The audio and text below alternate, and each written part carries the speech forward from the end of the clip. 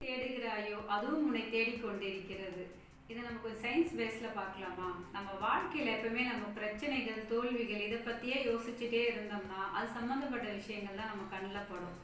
இதே நான் நல்லாவே க்ரோ ஆகிட்டு இருக்கிறேன், எனக்கு எல்லாமே வெற்றியாக தான் இருக்குது அப்படின்னு பாசிட்டிவாக நினச்சிட்டு இருந்தோம்னா அது சம்மந்தப்பட்ட விஷயங்கள் தான் நம்ம கண்ணில் அதிகமாக படும். இதைத்தான் சைக்காலஜியில் ரெட் கார் தியரின்னு சொல்கிறாங்க. இப்போ நம்ம ரெட் கலர் கார் வாங்கணும் அப்படின்னு டிசைட் பண்ணோம்னா அடுத்த நாள் நம்ம ரோட்டில் போகும்போது அதிகப்படியான ரெட் கலர் காரை நம்ம பார்ப்போம்.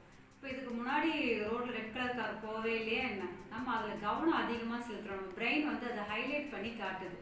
இதுக்கு பின்னாடி இருக்கிற சயின்ஸ் என்னன்னா, இதுக்கு பேர் தான் செலக்டிவ் அட்டென்ஷன் இல்லைனா ரெக்டிகுலர் ஆக்டிவேட்டிங் சிஸ்டம். நம்ம பிரெயினில் இருக்கிற ஒரு ஃபில்டர் சிஸ்டம் இது என்ன பண்ணுது, ஆர்ஏஎஸ் என்ன செய்யுதுன்னா, நம்ம உலகத்தில் நிறைய விஷயங்கள் இருந்தாலும் நம்ம பிரெயின் எல்லாத்தையுமே ப்ராசஸ் பண்ணாது.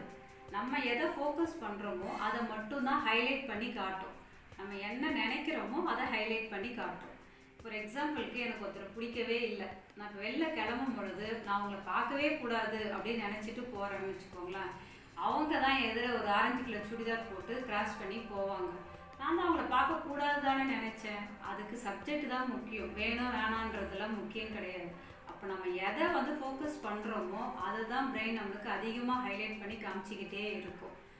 நல்லது வேணுமா கெட்டது வேணுமான்றத நம்ம டிசைட் பண்ணிவிட்டு ஃபோக்கஸ் பண்ணோம்னா அதை நம்மளுக்கு நிச்சயமாக அதை ஹைலைட் பண்ணி காட்டும்.